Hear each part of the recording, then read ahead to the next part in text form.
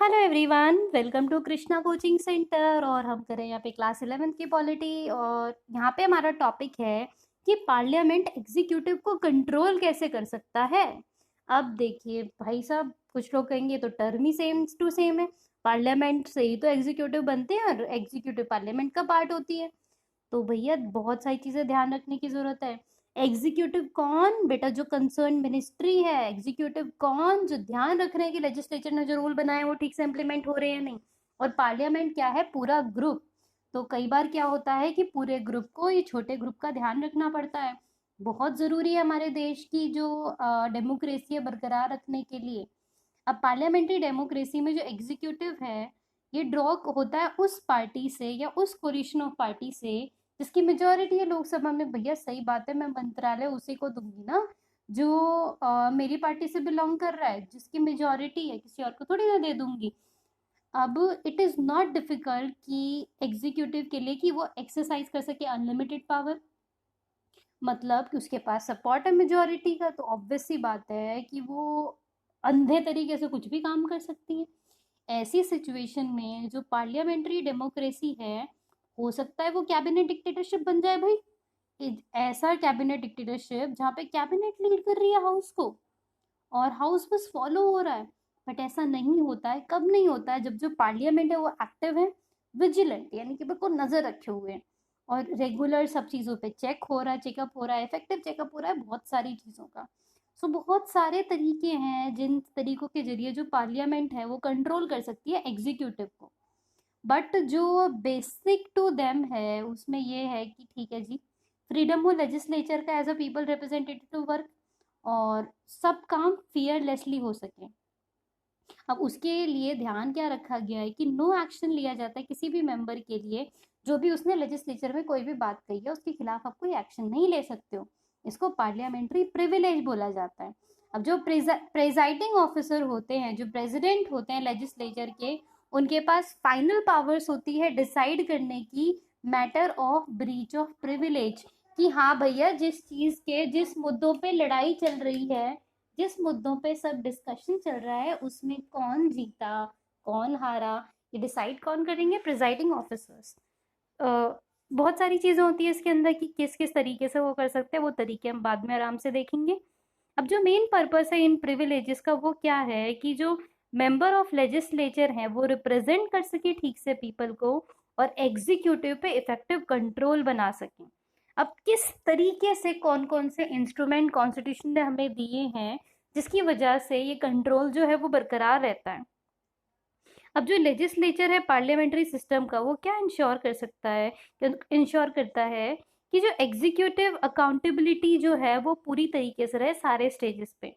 Accountability यानी कि किस तरीके से कौन जिम्मेदार है, चाहे वो पॉलिसी मेकिंग हो, इम्प्लीमेंटेशन ऑफ लॉ और पॉलिसी हो, वगैरह वगैरह।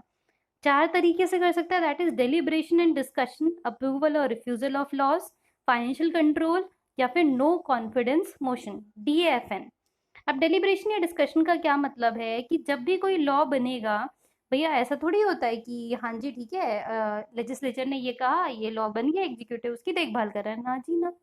जो भी बिल आएगा उसके अंदर पहले डिस्कशंस होंगे हाउस के अंदर, फिर वो पूरे के पूरे लोकसभा से पास होंगे, पूरे के पूरे राज्यसभा से पास होंगे, फिर जाके कहीं ये चीज प्रेसिडेंट के पास जाएगी, फिर प्रेसिडेंट साइन करेंगे, तब जाके वो लॉ बनेगा। तो ये मुद्दों के लिए इनफैक्ट अलग से टाइम रख रखा है। 0 आवर ऐसा समय होता है जहाँ पे मेंबर्स फ्री होते हैं अपनी वॉइस रखने के लिए और किसी भी इम्पोर्टेंट मुद्दों पे वो बात कर सकते हैं। मिनिस्टर्स बाउंड टू रिप्लाई नहीं है, ऐसा नहीं है कि उन्हें आंसर देना ही देना है। बट ठीक है, उनको कई बार देना पड़ता है, ना दे तो उनका बदनामी। हाफ एन आवर डिस्कशन होता है, जो मैटर है पब्लिक इंपॉर्टेंस के, एडजॉर्नमेंट मोशन, इन सब चीज़ों का वहाँ पे डिस्कशन होता है। और जो क्वेश्चन आ रहा है वो मोस्ट इफेक्टिव मेथड है एक नज़र रखना एग्जीक्यूटिव पे और एडमिनिस्ट्रेटिव एजेंसीज ऑफ गवर्नमेंट पे। अब ये देखिए, गोलू भैया फिर से परेशान है।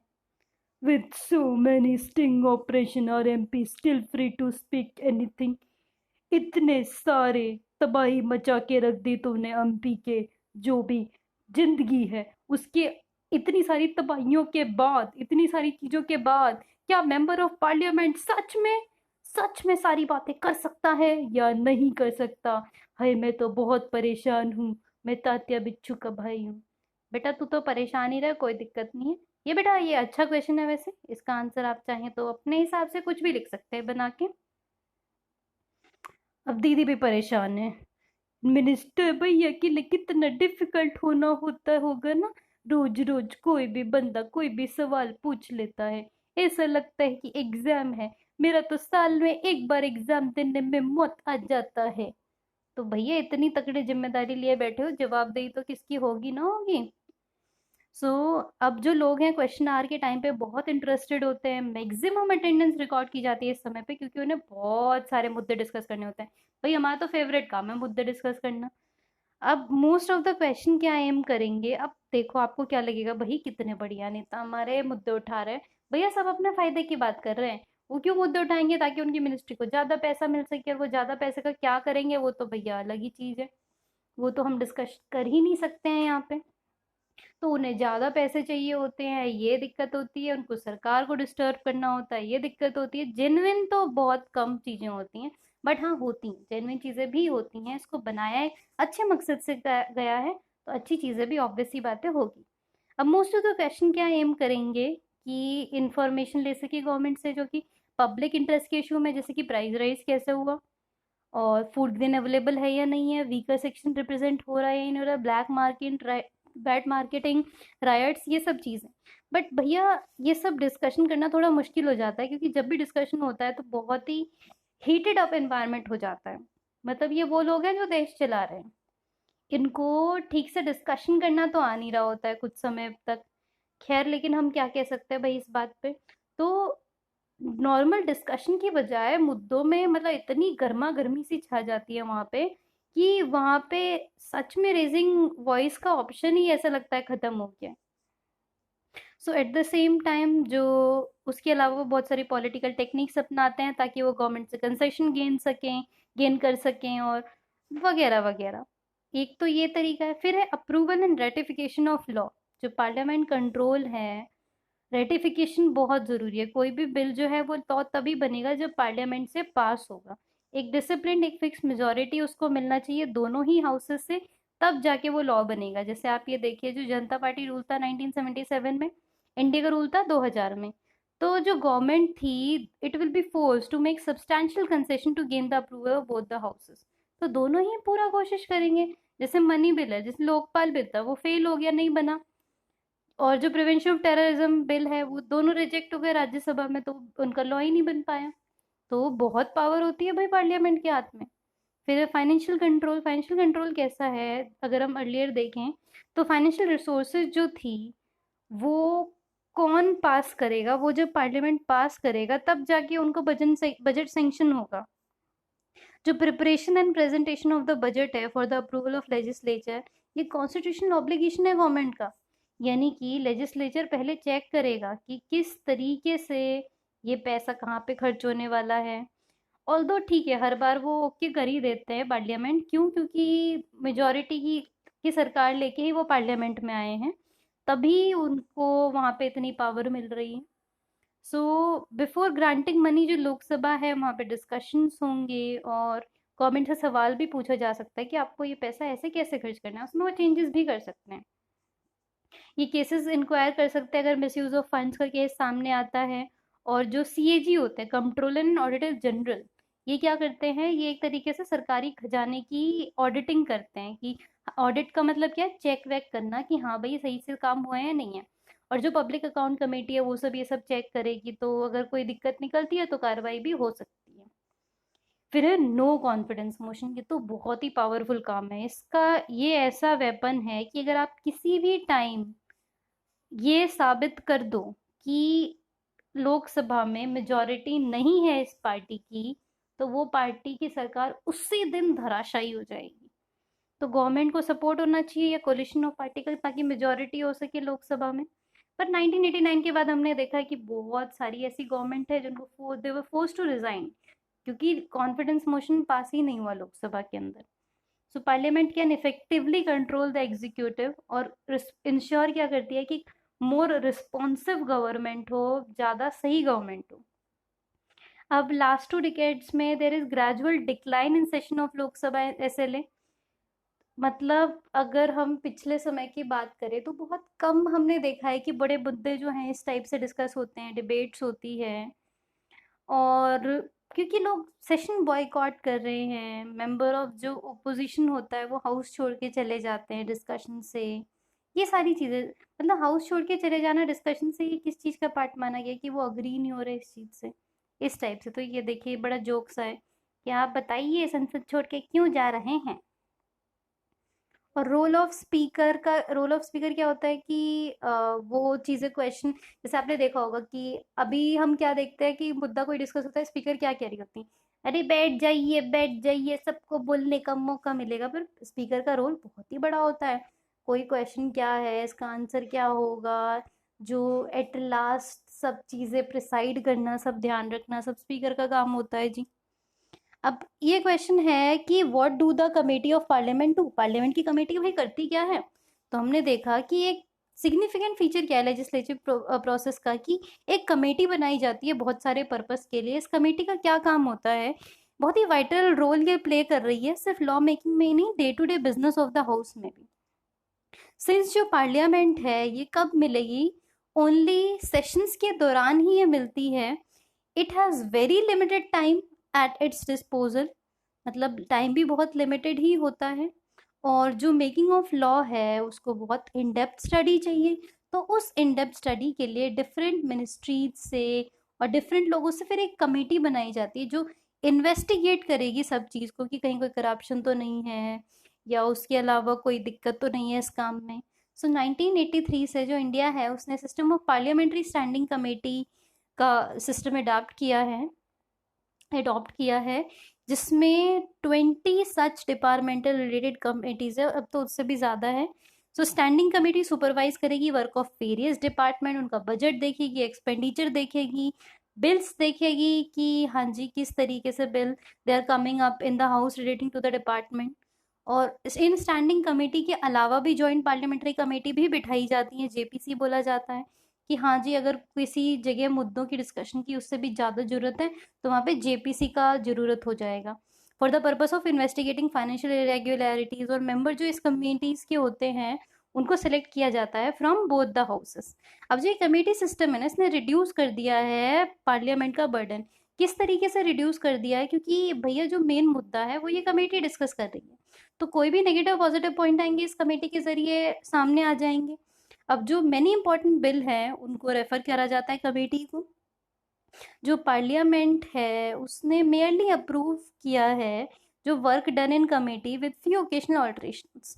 जैसे मान लो कोई आपने मिनिस्ट्री को काम दे दिया, या सॉरी कमेटी को काम दे दिया, अब कमेटी ने ये सारे पॉइंट्स आपके सामने रखे, तो बहुत रेयर होता है कि उसके अंदर बहुत ज़्यादा चेंजेस हैं। हाँ कुछ चेंजेस किए जाते हैं, कुछ ऑल्ट्रेशन किए जाते हैं।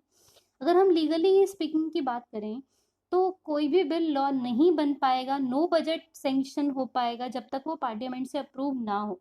बट पार्लियामेंट रियरली रिजेक्ट करता है जो सजेशन कमेटी बनाती है, क्योंकि कमेटी ने जो चीज़ डिसाइड करी है वो बहुत ज़्यादा डिस्कशन के बाद करी है।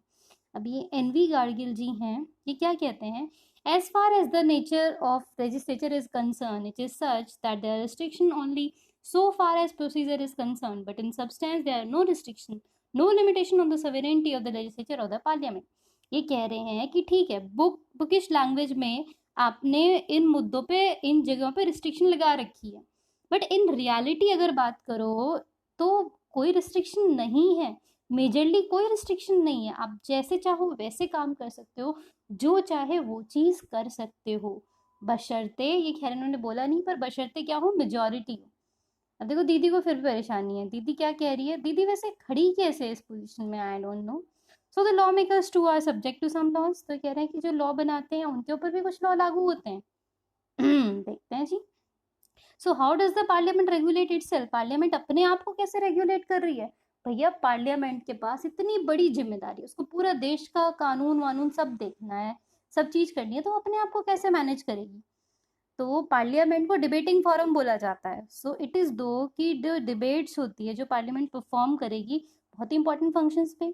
अब जो सच डिस्कशंस होते हैं वो मीनिंगफुल होने चाहिए, ऑर्डरली होने चाहिए, सो दैट जो पार्लियामेंट का फंक्शन है वो स्मूथली और डिग्निटी के साथ करा जा सके।